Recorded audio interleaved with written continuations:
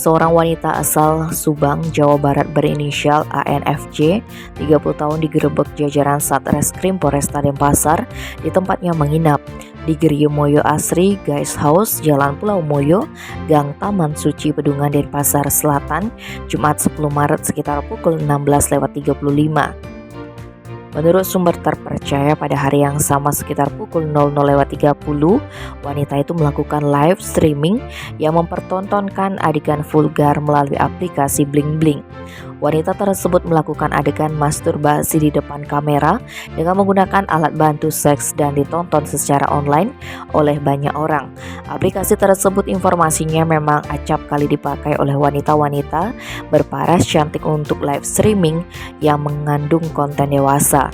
Melalui live tersebut, wanita ini bisa mendapatkan uang dari hadiah yang dikirimkan oleh penonton.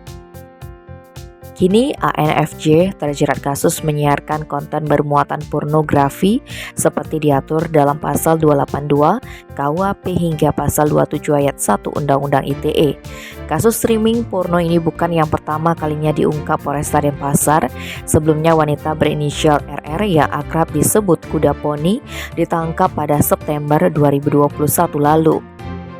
Kasih Humas Polresta Denpasar AKP Ketut Sukadi belum bisa memberikan keterangan, sedangkan Kabid Humas Polda Bali Kombes Pol Stefanus Satake Bayu Setianto menyatakan kasusnya sedang ditangani Polresta Denpasar. Tim Bali Express melaporkan.